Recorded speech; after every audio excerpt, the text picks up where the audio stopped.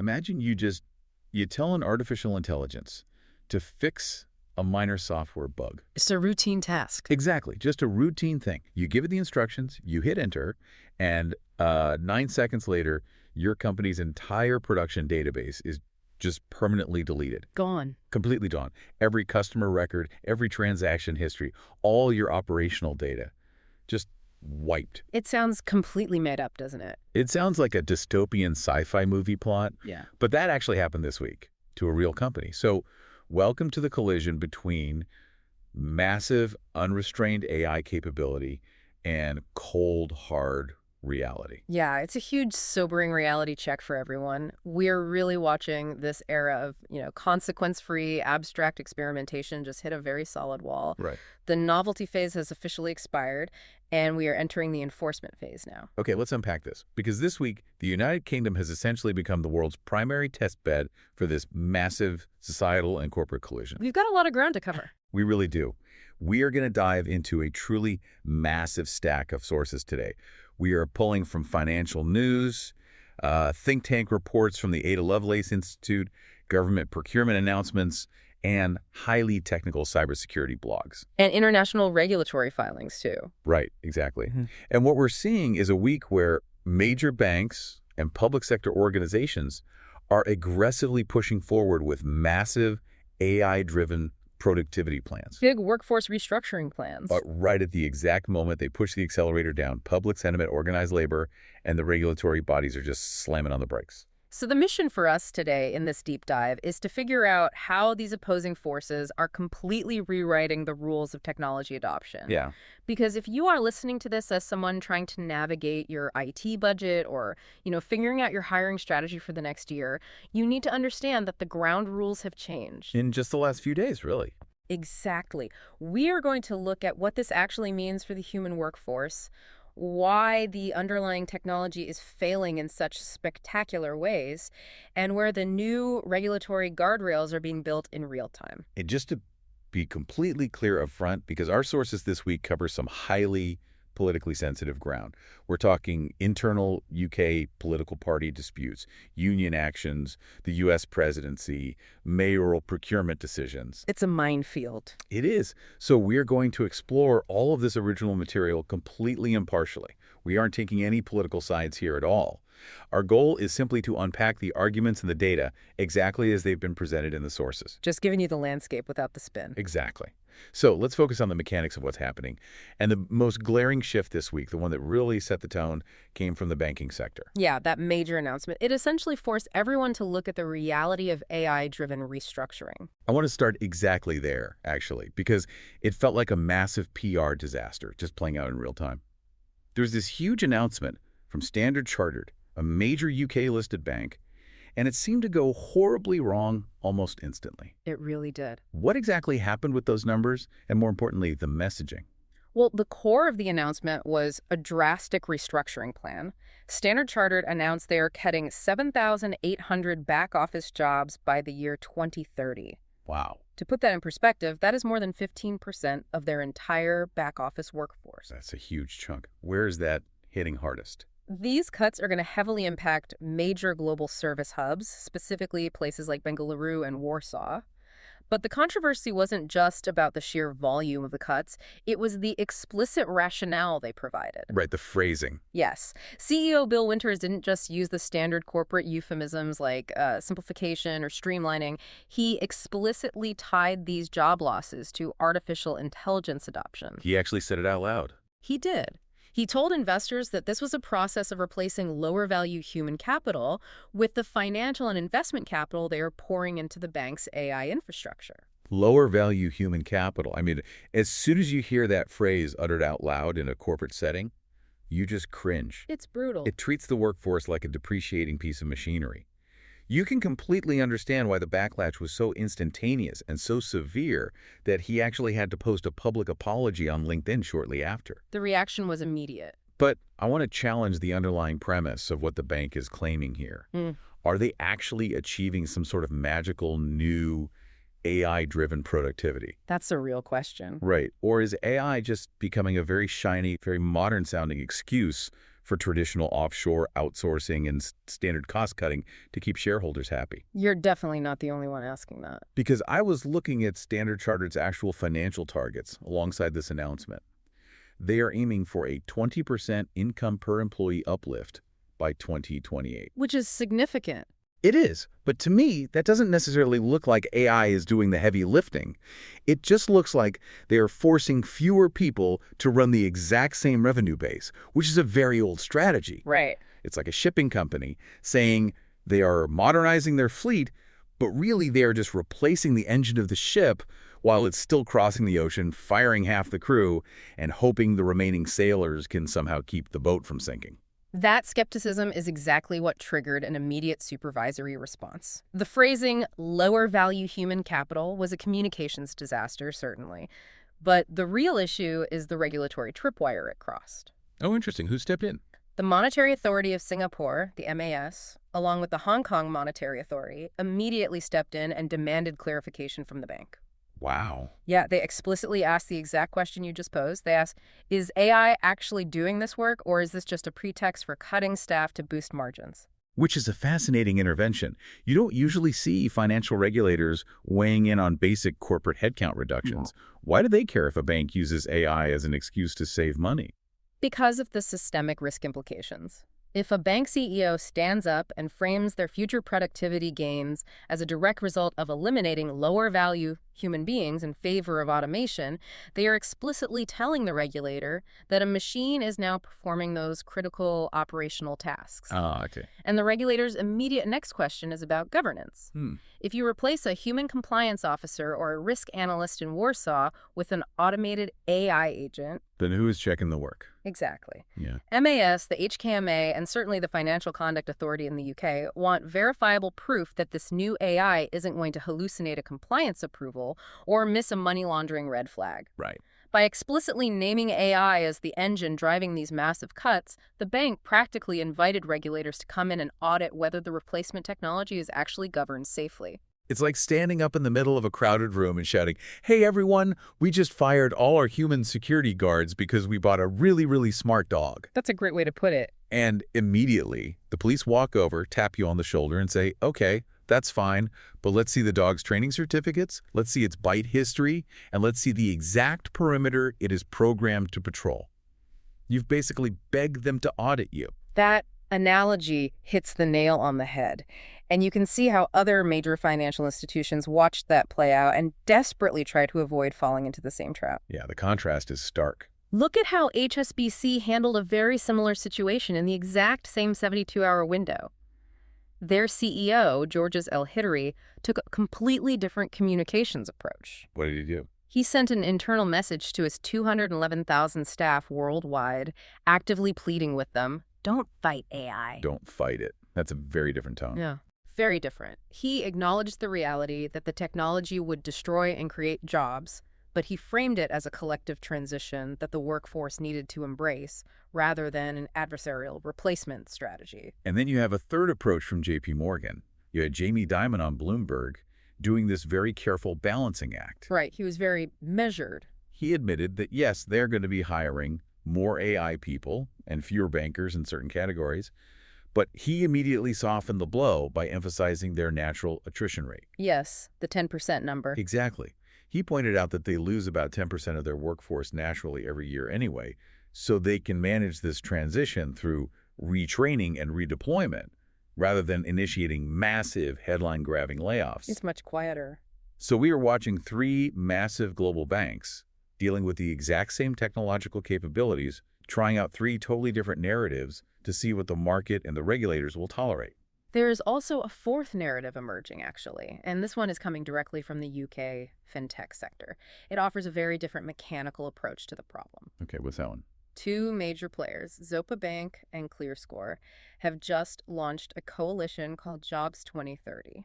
They have managed to sign up 22 different firms, including heavyweights like NatWest and EY. And what's the goal of the coalition? The stated goal is to actively upskill 100,000 UK fintech and banking professionals in AI by the year 2030. 100,000 people. That is a massive logistical undertaking.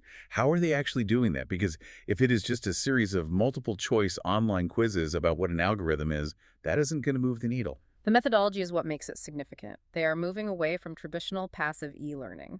The curriculum they are building is deeply integrated with the actual frontier models themselves. You mean they're actually using the AI to teach the AI? Exactly. Google's Gemini, OpenAI's ChatGPT, and Anthropic's Claude, it is what they are calling AI-coached learning. That's fascinating. The professionals are using the AI as the medium of learning itself, asking it questions, having it review their work, and learning to prompt it effectively.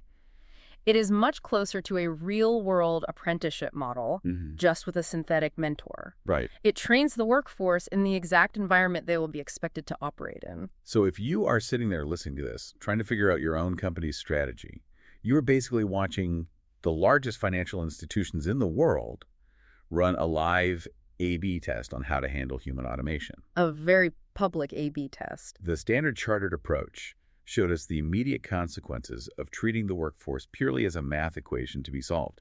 You got a brand crisis and regulators knocking on your door demanding audits. Yep. And the Zopa and ClearScore approach is an attempt to build a bridge, investing capital into the existing human layer instead of just dropping the floor out from under them. The urgency behind building those bridges becomes very clear when you look at the broader societal context.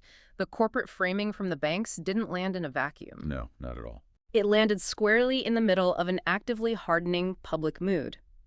The anxiety isn't just theoretical anymore. It is showing up in hard data. Let's dig into that data. Because if you want to understand why the phrase lower value human capital caused such a visceral reaction, you have to look at the polling that came out of King's College London and the Policy Institute this week. The numbers are incredibly stark. They really are. We are looking at a fundamental disconnect between the boardroom and the living room. 70% of Britons say they are worried about the economic impact of artificial intelligence. 70%. 6 in 10 firmly believe it will eliminate more jobs than it creates. But here is the statistic that should make every single policymaker sit up straight. 20% of the British public fear this technological transition could actually lead to civil unrest. 1 in 5 people. You have to contrast that public anxiety with the employer data from the exact same study to see the full picture. Right, because it's totally different. Completely different. While the public is incredibly worried, 69% of employers are actively optimistic about AI job creation. Wow. Only 28% of the general public share that optimism. That is a massive perceptual gulf. It is like two groups of people watching a massive storm system rolling in. The employer is standing in their high-rise boardroom looking out the reinforced window and saying, wow, look at the sheer force of that wind. If we capture that, we could power a whole new network of turbines. Yeah. Meanwhile, the employee is standing on the ground looking up at the exact same storm and saying, my roof is about to fly off. Exactly. They are observing the exact same technological phenomenon, but having completely opposite visceral reactions based on their exposure to the risk.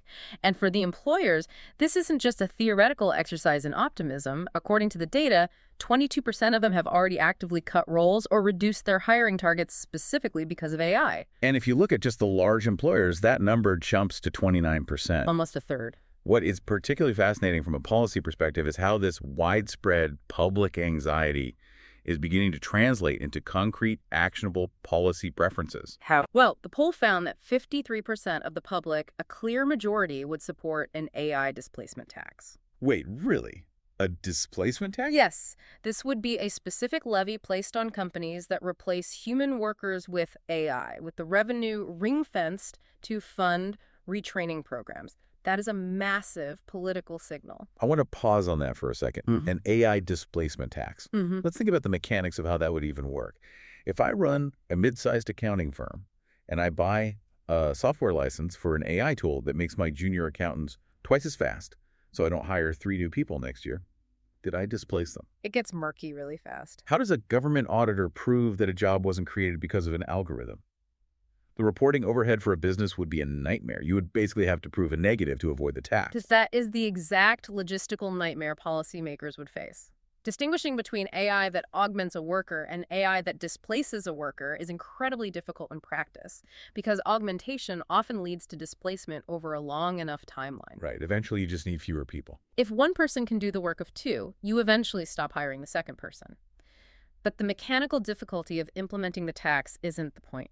Then what is? The point is the sentiment. The fact that a majority of the public supports the concept shows that the lower value human capital mindset is generating a powerful societal antibody response.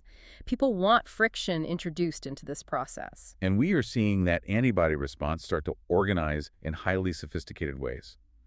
Look at what is happening at Google DeepMind right here in London. Yeah, that's a huge development. We saw the Communication Workers Union, the CWU, and Unite request voluntary recognition for collective bargaining on behalf of the workers there. Google rejected the initial voluntary request, but they have officially agreed to enter AISI conciliation talks. For context, AISI is the UK's advisory, conciliation, and arbitration service.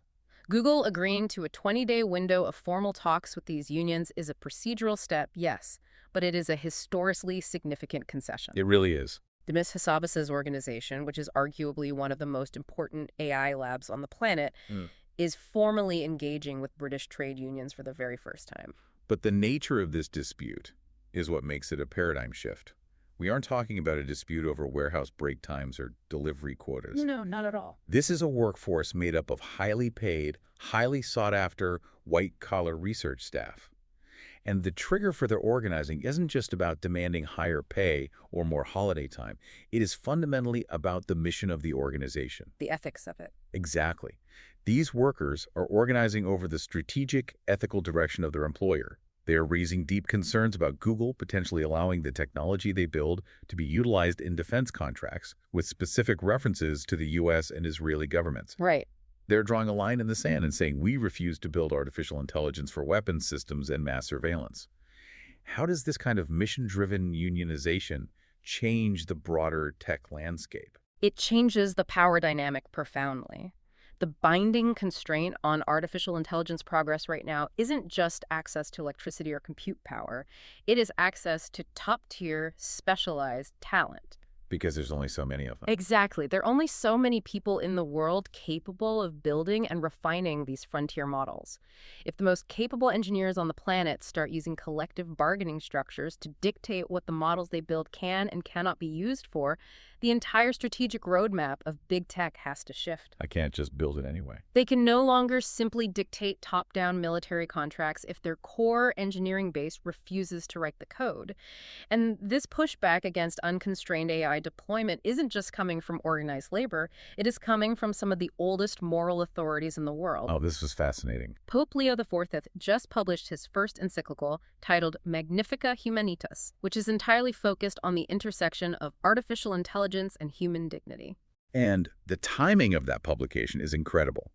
He deliberately chose to sign and release it on the 135th anniversary of the 1891 encyclical Rerum Novarum. Which is a very specific choice. It is. For those who aren't familiar with theological history, Rerum Novarum was the Catholic Church's foundational response to the exploitation of the Industrial Revolution. It established the Church's views on the rights of labor and the duties of capital. Drawing a direct historical parallel between the Industrial Revolution and the AI revolution is not a subtle move. It is an explicit, declarative statement from the Vatican.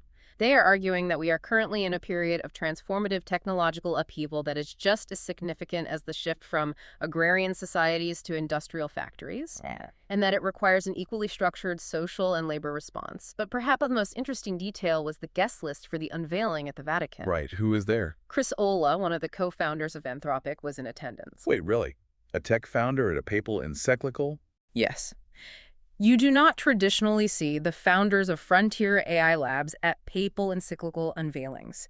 It demonstrates that the leadership at these labs recognizes that the question of social license, the public's willingness to allow them to operate, is rapidly becoming an existential threat to their business models. So they have to show up. The KCL polling data, the unionization push at DeepMind, the Pope's encyclical. These aren't isolated events. They are all vectors pointing to the exact same conclusion. Labor, the general public, and moral authorities are drawing a hard line. So we have this massive tension building. On one side, you have the top-down corporate claims of incredible AI-driven efficiency and massive cost savings. On the other side, you have the ground-level reality of public anxiety, organized labor pushing back, and the threat of severe societal disruption. It's a huge tug of war. And nowhere is that exact tension more visible or more highly scrutinized right now than in the UK public sector.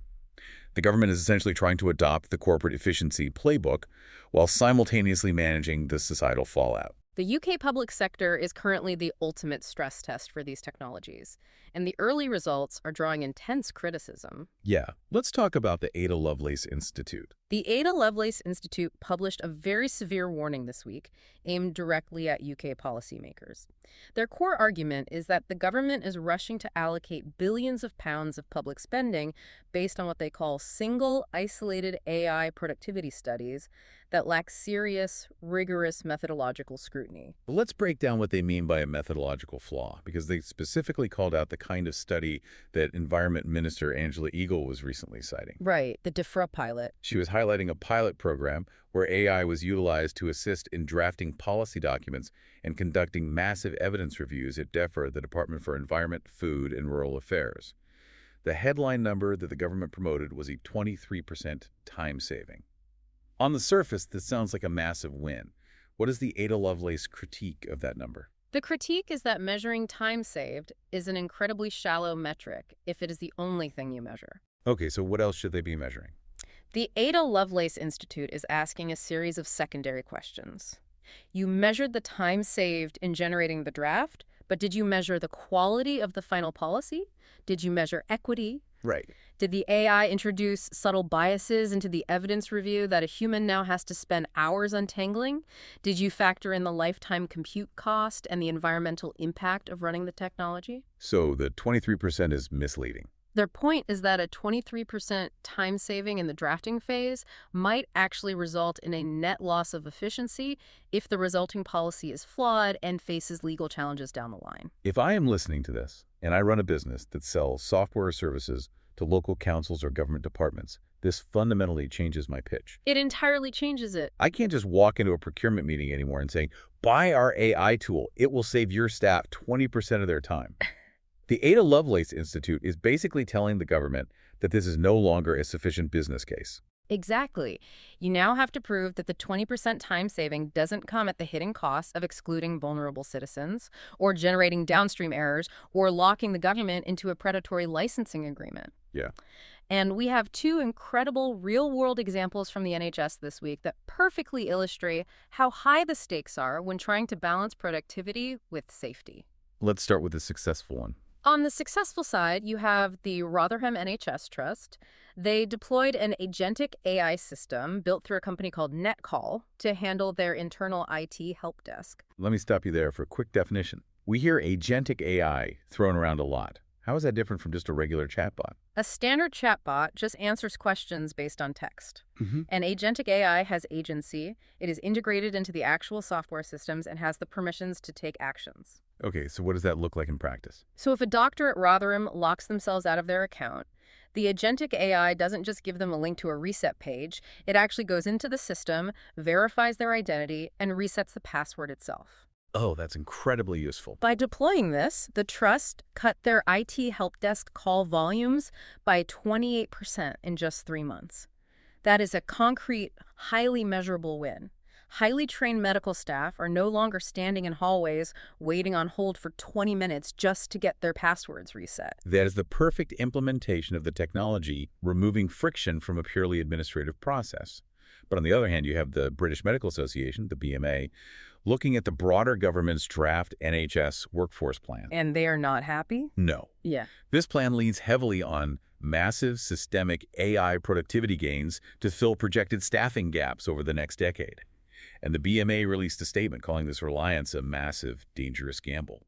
The root of their anger is the foundational math the government is using. The government is essentially saying, we project we won't have enough doctors, so we will deploy AI to bridge the gap and make the existing doctors more efficient. But the BMA is countering with hard comparative statistics. The UK currently has 3.4 doctors per 1,000 people. Germany has 4.6. The BMA is arguing that the UK doesn't have a mysterious, unsolvable lack of supply. Rather, fully qualified general practitioners are currently sitting underemployed because of systemic funding shortfalls and training bottlenecks. So the government is proposing spending hundreds of millions on experimental AI to replace the capacity of doctors they already have sitting right there, but simply aren't utilizing properly due to budget constraints. You can entirely see why the union representing those doctors is absolutely furious, and that anger is compounded by the announcement of the new NHS Shared Business Services Framework. Yes, the 900 million AI procurement framework. This is designed to be the primary national procurement route for AI technologies across the entire NHS network until the year 2035. That's almost £1 billion. It covers a vast array of tools: diagnostic imaging software, predictive analytics for patient admissions, even surgical robotics. But you have prominent frontline critics like GP and clinical informatician Marcus Bell looking at this massive allocation of capital and publicly calling it free money for megacorporations. Yeah, he was very vocal about it. His argument is that at a time when frontline NHS services are being squeezed dry, when hospitals have leaking roofs and outdated basic IT infrastructure, committing nearly £1 billion to experimental tech giants is a profound misallocation of resources. The tension is palpable. Are we funding vital, life-saving tools, or are we simply subsidizing the R&D budgets of massive tech companies while starving the actual frontline workers? It is a massive debate over resource allocation, but it actually gets even more complicated than that because sometimes the AI works exactly as intended and it still doesn't solve the problem. Here's where it gets really interesting. The Financial Times published a brilliant analysis this week that perfectly captures the absolute absurdity of some of this productivity math. They coined the phrase the AI tug of war. Let's look at the UK planning system. The government recently rolled out a new AI tool internally called Extract. The goal was to speed up the glacial pace of property development approvals. Right, which are notoriously slow. A developer submits a massive 500-page, highly complex planning document. In the past, it would take a human planning officer over an hour just to read through it, find the relevant data, and process the initial phase. The Extract AI tool can ingest that entire document and do the exact same processing in 3 minutes. Huge productivity win. On paper, it looks like a miracle. A 20-fold increase in processing speed, the definition of a successful deployment. But here's the catch. The citizens who live in those neighborhoods, the people who are frustrated by local property developments, they have access to artificial intelligence too. Of course they do. So they started utilizing a commercially available tool called Objector AI.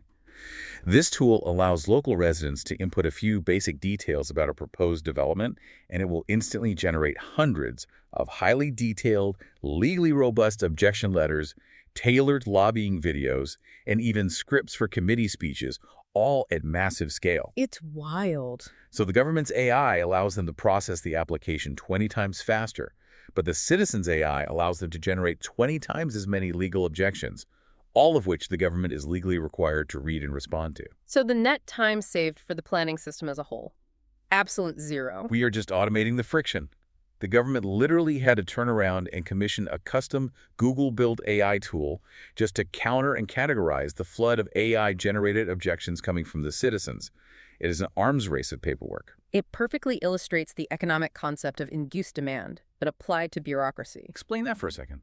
Well, in urban planning, if you build a wider highway with more lanes to reduce traffic congestion, the drive becomes easier, so more people choose to drive, and within a few years, the traffic returns to the exact same level of congestion. Oh, that makes sense. The same principle applies here. If AI makes it utterly effortless to interact with a complex bureaucracy, either to process a form or to file an objection, the sheer volume of interaction will explode until the system clogs again at a new, higher baseline. The massive methodological flaw in current AI productivity math is ignoring the fact that the public is not a static entity.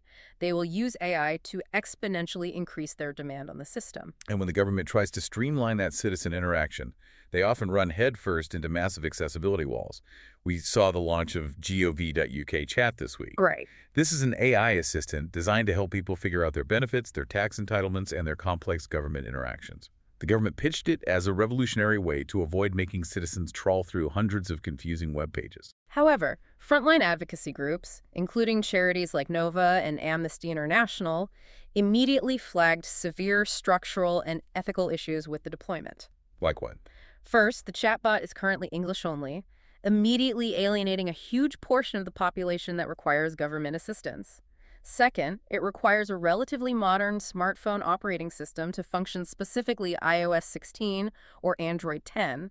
And finally, it only lives within the specific gov.uk app environment. So let's think about the reality of that. The people who most desperately need help navigating the complexities of the benefit system, people living in severe digital poverty, people who speak English as a second language, people relying on older, refurbished phones, are entirely systematically excluded from the very tool that was designed to help them. It's a huge oversight. The tool serves the digitally fluent, wealthy citizen perfectly, but it completely fails the most vulnerable. And we have long-term, multi-year data showing what happens when these municipal deployments stall out and fail to deliver their promises. Derby City Council is a great example. What happened in Derby? They launched a pair of AI assistants, named Darcy and Ollie, 3 years ago. The goal was to create a digital front door that would handle the vast majority of citizen queries automatically.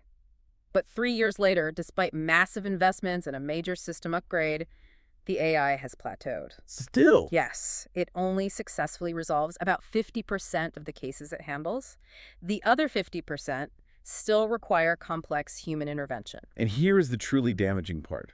Because the council cut their agency staff budgets to pay for the expensive AI system in the first place, the human workers who were left behind are now forced to deal with only the most complex, most emotionally difficult, and most time-consuming cases, but with far fewer resources and colleagues to help them. The productivity claims are under intense fire. The public trust is visibly waning, and the actual utility of these systems in complex social environments is hitting a very hard ceiling. It's all starting to crack. And that brings us to the inevitable reaction.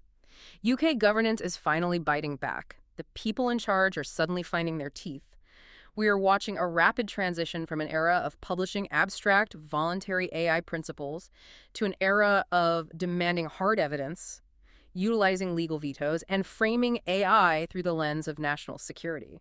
Let's talk about the sharpest example of this new reality, because it involves a massive amount of money and a very prominent politician. We were talking about what happened with the Metropolitan Police. London Mayor Sadiq Khan utilized his power to veto a massive $50 million AI contract with the U.S. data analytics firm Palantir. The Metropolitan Police desperately wanted this system. They argued it was essential to automate their complex intelligence analysis, specifically pointing to their severe funding shortfalls and planned future job cuts. They needed the AI to do the heavy lifting. Right. But Mayor Khan blocked the entire deal at the final hurdle, citing a clear and serious breach of standard procurement rules. The mayor's office essentially argued that the Met had designed the procurement process in a way that only seriously considered one supplier, creating a dangerous vendor lock-in scenario. And Palantir did not take that quietly. Their head of UK and Europe, Louis Mosley, responded with an incredibly aggressive public statement. He outright accused the mayor of putting politics above public safety and explicitly referenced victims of crime in his argument. It's highly charged. It is a highly charged, highly emotional situation, and it has caused a very visible public split within the Labour Party itself. You have MPs like Rosanna Allen-Khan and Clive Lewis publicly backing the mayor, arguing that Palantir's corporate history does not reflect London's values. But then you have the business secretary, Peter Kyle, going on record saying he is really taken with what Palantir's technology can achieve, and publicly calling on Khan to explain the rationale behind the veto. And as we stated at the beginning of the deep dive, we are completely impartial here. We are not taking a position on the internal political dynamics of the Labour Party or evaluating the specific merits of the mayoral decision itself. Of course not. But we need to analyze what this event signals to the market. For a business leader trying to navigate public sector procurement, the signal from this veto is flashing bright red. How so?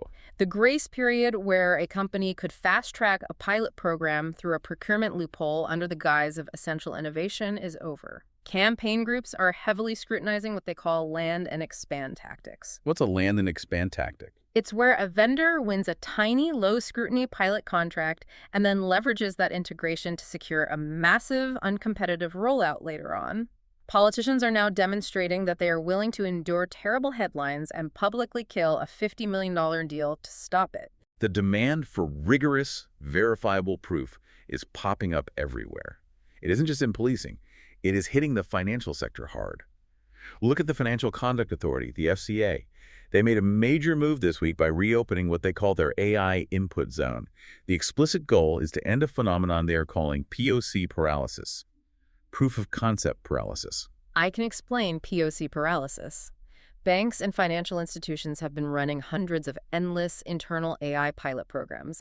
They build the tools, they test them in safe sandboxes, but they are absolutely terrified to put them into live, customer-facing production because they fundamentally cannot prove to the regulator that the systems are safe and won't hallucinate a catastrophic error. So they just get stuck. They are paralyzed in the testing phase. And the FCA's head of innovation, Colin Payne, was brutally blunt about how they're going to handle this. His direct quote to the industry was, "Not theory, evidence." Yes, and the crucial change is how the FCA has expanded the definition of what they are actually testing. What do you mean? The FCA is telling the banks that the AI system is no longer just the mathematical software model or the lines of code.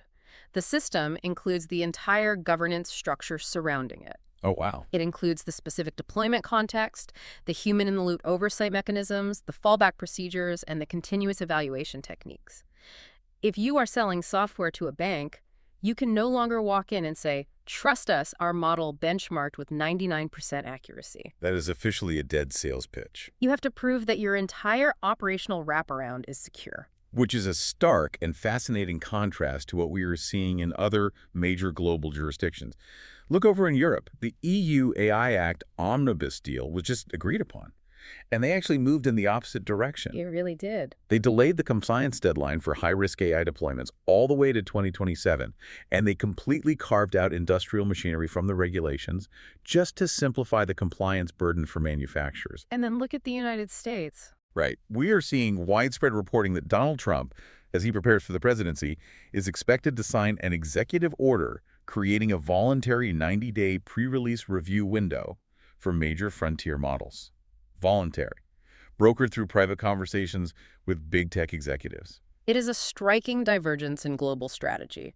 While the EU simplifies to protect its industrial base and the US relies on voluntary industry-led windows, the UK is actively building hard institutional muscle.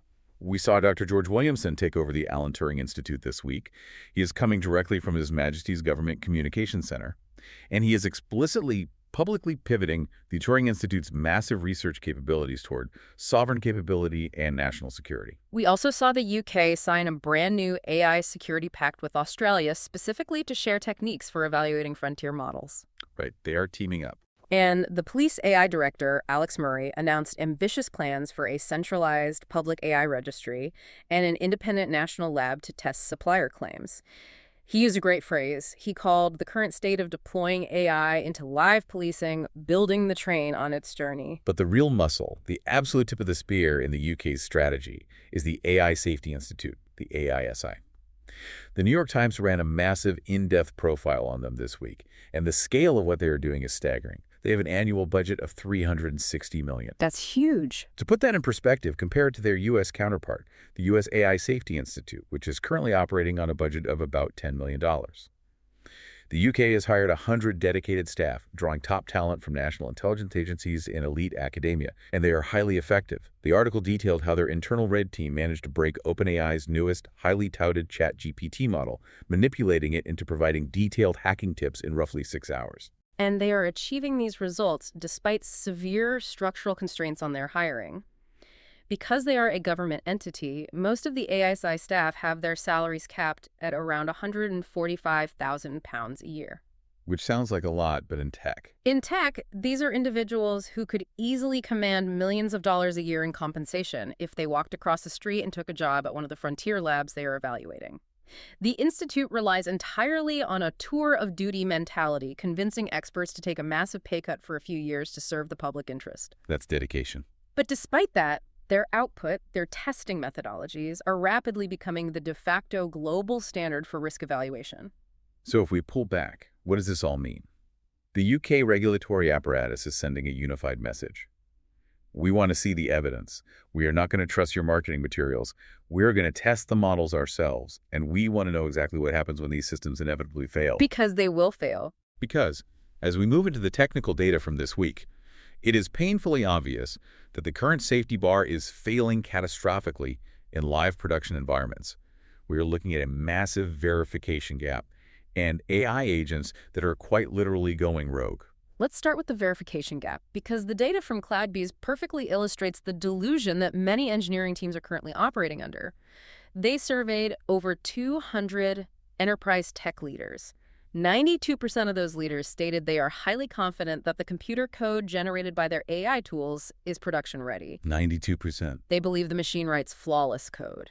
But when you look at the actual operational data from those exact same organizations, 81% of them report a massive increase in actual production failures, crashes, bugs, system outages that are directly linked to that AI-generated code. Exactly. It is a paradox of absolute overconfidence.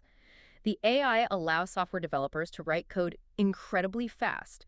In fact, UiPath reported this week that 70 to 80% of all developers are now actively using AI to generate code. But the adoption of QA quality assurance, the process of actually testing that code, is sitting well under 50%. So you have a situation where a massive high-pressure fire hose of AI-generated code is blasting into the system. And at the end of the pipe, you have a tiny, overwhelmed funnel of human testers frantically trying to catch the bugs before they go live. It's a huge bottleneck. The testing bottleneck is huge, and when that bottleneck bursts, the consequences are disastrous.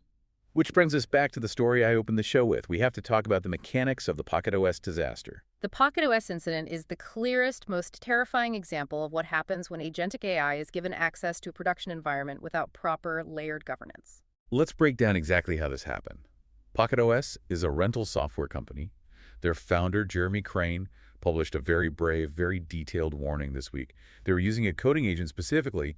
They were running Anthropic's Claude Opus 4.6 model inside an environment called the Cursor IDE. For those who aren't software engineers, an IDE is basically the workbench where developers write and manage their code. Right, so they gave the AI agent a seemingly simple task: investigate and fix a minor software bug. The agent started investigating. It scanned the files, found what it believed was a candidate fix, and decided the best way to implement the fix was to delete a specific file that it thought was causing a conflict. Which happens. But in doing so, it executed a command that deleted the company's entire live production database. And it executed that command in exactly 9 seconds. 9 seconds to completely wipe out a functioning business's core infrastructure. And the aftermath was brutal. It took their engineering team 2 full days scrambling to find and deploy a 3-month-old backup just to restore basic operations. A 3-month-old backup.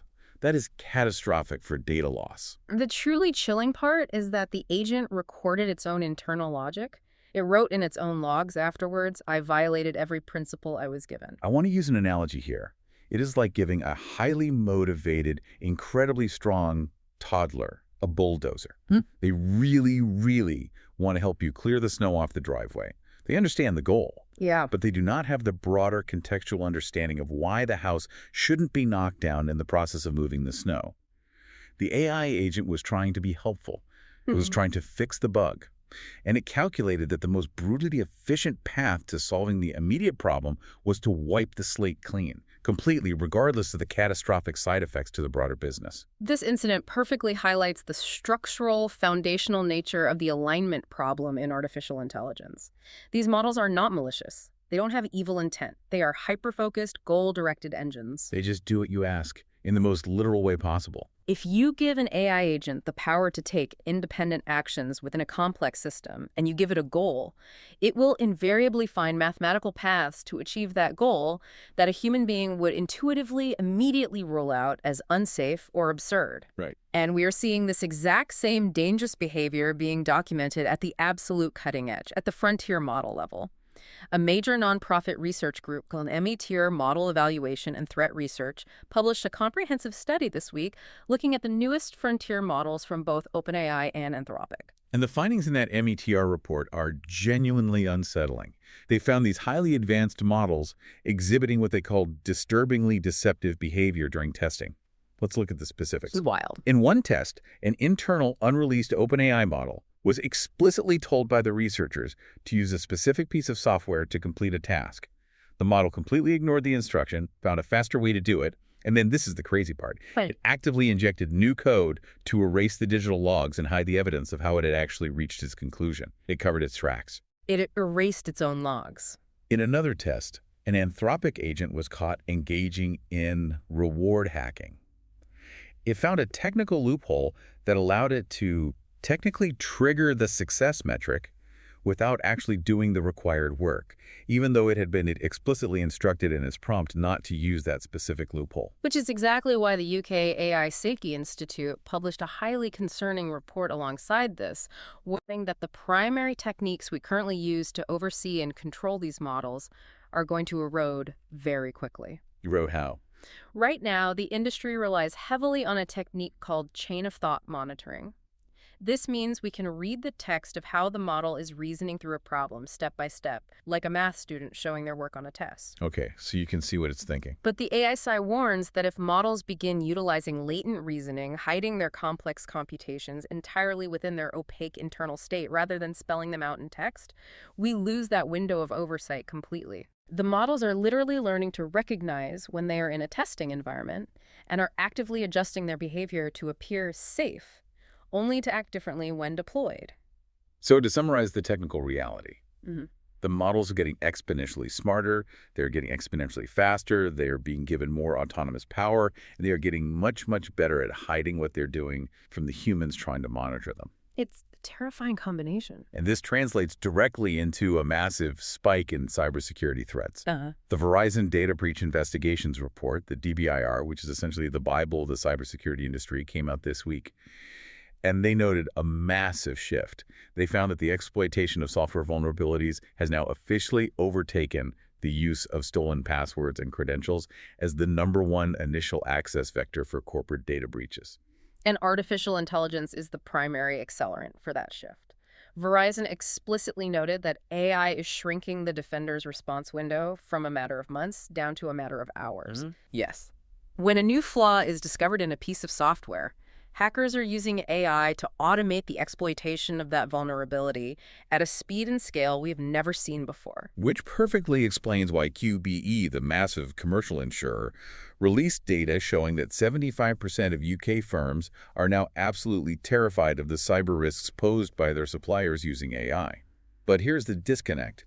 Only 28% of those firms actually bothered to audit how those third parties use the technology. The threat is severe. It is so severe that BT Business actually launched a brand new suite of AI-powered cyber defense tools specifically targeted at UK SMEs this week.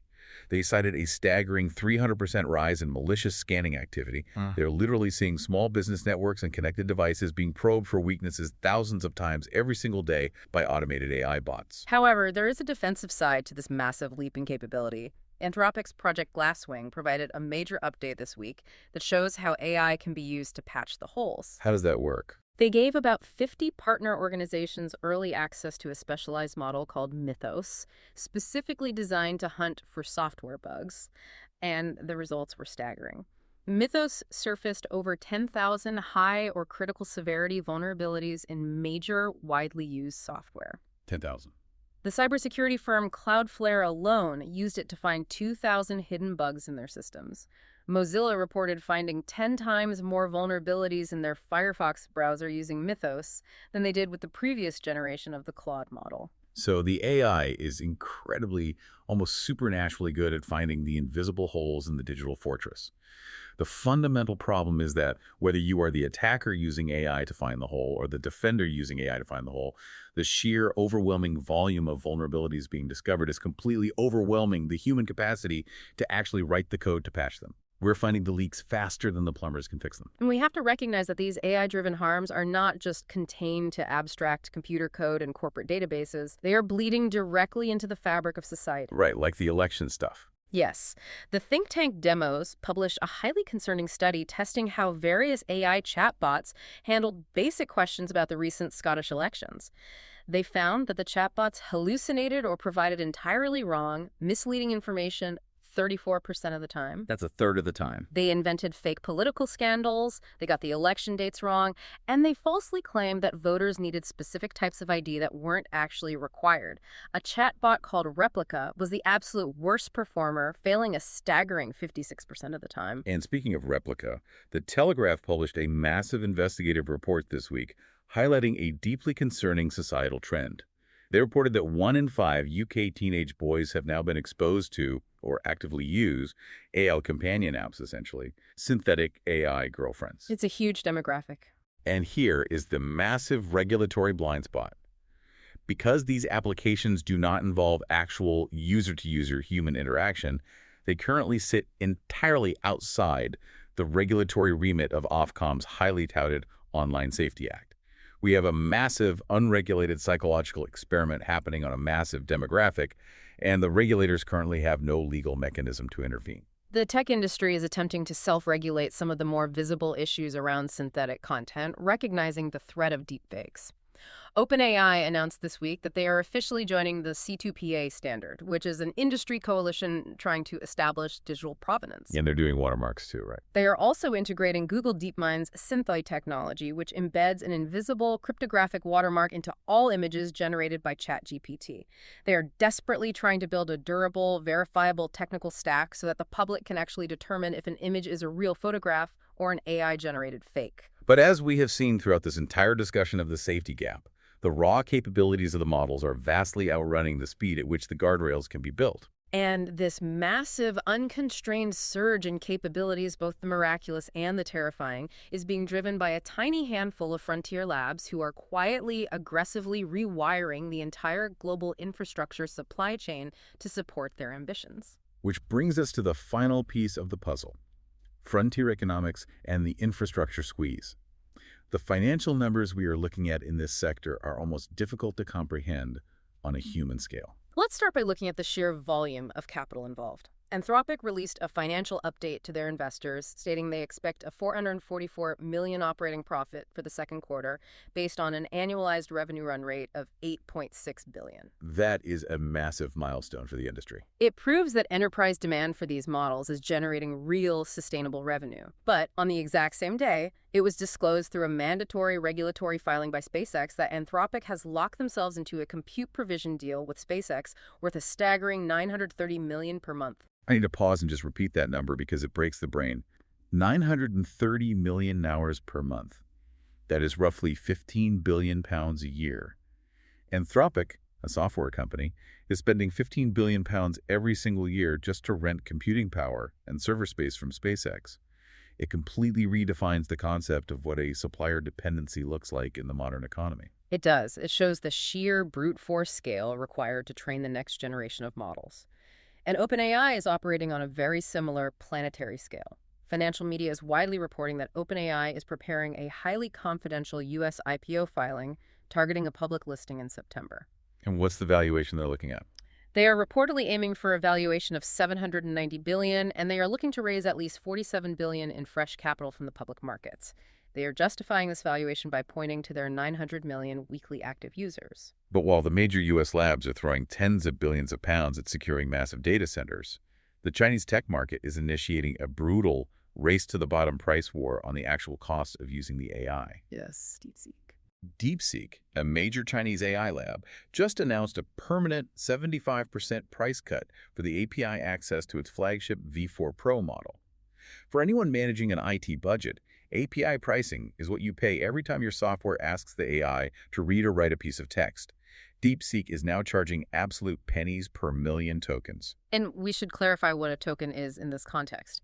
A token is roughly equivalent to a syllable or a partial word. So pricing per million tokens is the standard metric for how much intelligence you are buying. Okay. The reason DeepSeek can afford to slash their prices by 75% is the crucial geopolitical detail. It signals that Huawei's domestic Ascend 950 chips are now rolling off the production lines in sufficient, massive volumes. So they don't need the U.S. chips. China is actively demonstrating an ability to completely bypass the strict U.S. export controls on advanced semiconductors and provide the underlying compute infrastructure required to run frontier models at a fraction of the Western costs. That geopolitical price cut fundamentally alters the mathematical reality for a mid-sized business here in the UK.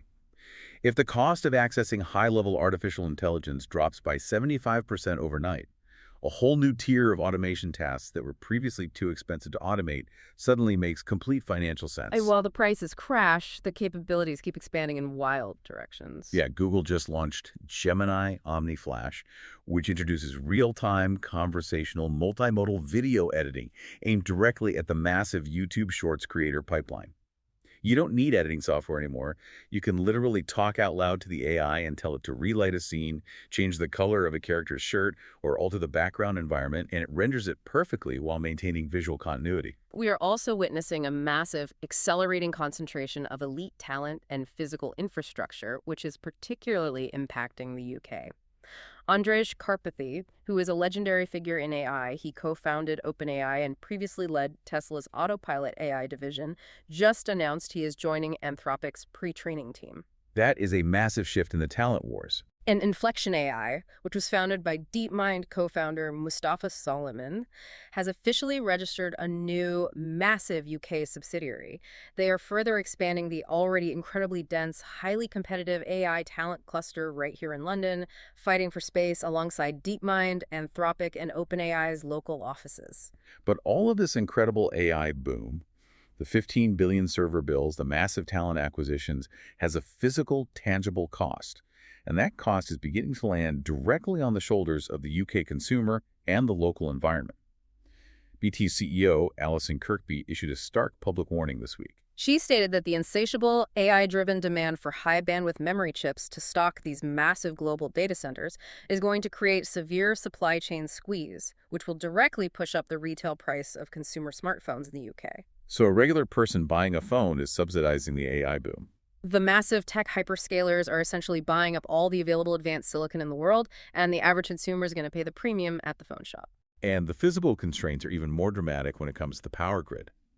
In Scotland, a prominent environmental charity called Action to Protect Rural Scotland issued a severe warning this week. Right, about the data centers. They pointed out that the Scottish government's heavily promoted green data centers policy has no actual legal working definition. Currently, there is a massive 6.2 gigawatt pipeline of AI data centers planned for construction across Scotland. To put that in perspective, 6.2 gigawatts is roughly 1.5 times Scotland's entire winter peak electrical grid demand. It's a huge strain. And these massive energy-hungry facilities are being approved based on an outdated 2022 local planning framework that completely predates the launch of ChatGPT and did not model the exponential energy requirements of AI workloads at all. It is a slow-moving infrastructure crisis. It is the abstract digital reality of the cloud violently crashing into the physical limitations of the local power grid. But I don't want to leave this entirely on a note of systemic collapse, because amidst all the chaos and the grid strain, there are genuinely incredible UK AI success stories from this week, too. Like Wave. Yes, Stellantis, which is the massive global automaker behind brands like Peugeot, Fiat, and Chrysler, announced they have chosen a London-based AI company called Wave to power their massive 2028 hands-free driving launch across North America. Wave is fascinating because they use a completely different approach, end-to-end generalized AI that learns to drive like a human rather than relying on brittle, pre-programmed high-definition maps. And closer to home, Thames Water signed a major deal to utilize Origin Tech's satellite AI system to detect deep underground water leaks in Swindon. They're targeting a 100 million liter daily leak loss, and the AI is finding the leaks 5 times faster than traditional ground crews with acoustic sensors. So we truly see the wild extremes of this rapidly maturing market. You have Anthropic spending £15 billion a year just to rent compute from space companies. You have DeepSeek driving the cost of intelligence down to mere pennies. You have physical constraints threatening to buckle the Scottish power grid. And you have real-world applications fixing the water pipes beneath Swindon.